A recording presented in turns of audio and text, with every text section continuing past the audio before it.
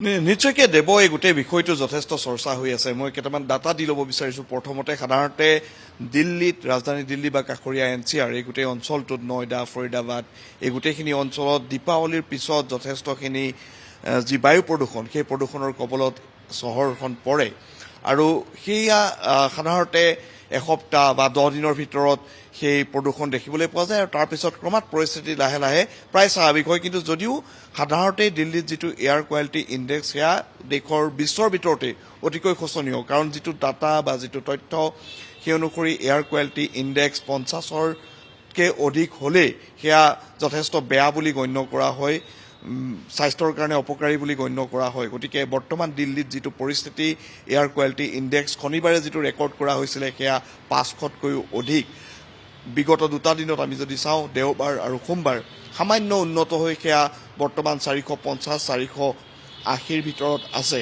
আৰু দেৱ এটা কথা ক'ব লাগিব যে আপুনি যিটো কথা কৈছে অৰবিন্দ কেজৰিৱালৰ বিষয়টো, বিভিন্ন ইয়াতে ৰাজনৈতিক নেতাসকলে বিভিন্ন ক্ৰিয়া প্ৰতিক্ৰিয়া তেওঁলোকৰ বক্তব্য দি আছে। গোটেই বিষয়টোক লৈ কিন্তু ৰাজনীতিয়ে হৈ আছে। বাস্তৱত দিল্লীবাসীয়ে ইয়াৰ একো সমাধান পোৱা নাই।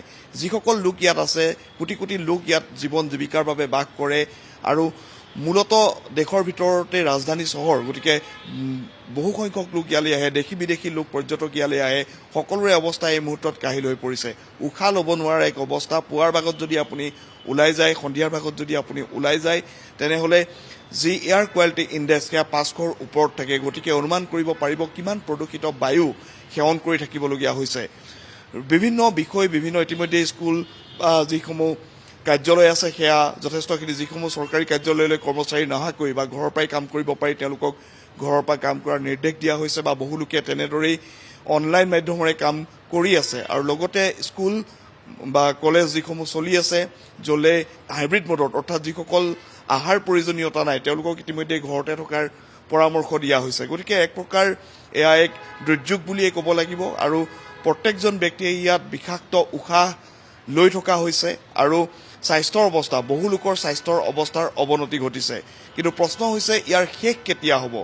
ৰাজধানীৰ যিসকল লোক আছে, যিসকল দিল্লীবাসী লোক আছে, সকলোৱে এইটোৱে প্ৰশ্ন কৰিছে যে কেৱল চৰকাৰে বা বিৰোধীয়ে ইজনে আনজনক গালি পাৰি থাকিব নে বাস্তৱত সঁচাকৈ এই সমস্যাৰ সমাধান হ'ব? কিন্তু এই গতিত যদি দিল্লীৰ প্ৰদূষণ, বিশেষকৈ নৱেম্বৰৰ 1 তাৰিখৰ পৰা এতিয়ালৈকে যদি আমি চাওঁ, ডিচেম্বৰৰ আজি 15 তাৰিখ, প্ৰায় 1.5 মাহ ধৰি অতিকে শোচনীয় অৱস্থা হৈ আছে। আৰু যিবোৰ নিয়ম অনা হৈছিলে, বিশেষকৈ যান বাহনৰ ক্ষেত্ৰত বা যিবোৰ শস্য জ্বলাই দিয়া হয় কাষৰীয়া পথাৰসমূহত, সেইবোৰত ষ্টেপল বাৰ্ণিং বুলি যিটো কোৱা হয় সেয়া অবৈধ ঘোষণা কৰা হৈছিল। সেইবোৰে কোনো ৰিজাল্ট অনা নাই, কোনো ধৰণৰ তাৰ পৰা ফলাফল দিল্লীবাসীয়ে বা এই দিল্লী, নয়ডা, ফৰিদাবাদ এই ওচৰে পাজৰে থকা যিকেইখন চহৰ আছে তাৰ জনসাধাৰণে সুফল লাভ কৰিবলৈ সক্ষম হোৱা নাই। গতিকে ই এক অত্যন্ত গভীৰ আৰু চিন্তনীয় বিষয়। বিৰোধীয়ে এই গোটেই বিষয়টোৰ ওপৰত এক আলোচনা বিচাৰিছে, পৰিকল্পনা বিচাৰিছে। কিন্তু প্ৰশ্ন হৈছে যে এয়া কেৱল ৰাজনীতিৰ এক বিষয় হৈ থাকিব নে বাস্তৱত সঁচাকৈ এক সমাধান সূত্ৰ ওলাই আহিব? দেৱ।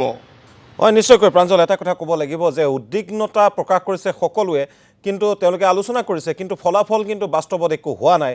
আৰু সেয়েহে এতিয়া জিয়াটো ভুগিবলগীয়া হৈছে দিল্লীবাসী। আৰু যিমান আমাৰ হাতত খবৰ আছে তাৰ ফলত দুৰ্ঘটনা বৃদ্ধি হোৱাৰো কিছু তথ্য পোহৰলৈ আহিছে। প্ৰাঞ্জল, নিশ্চয়কৈ চাওক, এতিয়া যিসমূহ ভিজুৱেল আপুনি দেখা পাব, ইয়াতে এটা যিহেতু ঠাণ্ডা দিন, গতিকে কুঁৱলী দিল্লীত যথেষ্টখিনি পৰে। কুঁৱলী আৰু যিটো পলিউশ্যন অৰ্থাৎ প্ৰদূষণ যিটো আছে তাৰ এটা ফলত আপোনালোকে ধোঁৱা সদৃশ যিটো এক অৱস্থা, তাত সাধাৰণতে এনেও যিহেতু যি পাৰাস্তম্ভ সেয়া কমি আহে। নিশাৰ ভাগত প্ৰায় 5-6 ডিগ্ৰী চেলচিয়াছ দিল্লী বা ৰাজধানীৰ কাষৰীয়া অঞ্চলসমূহত হয়।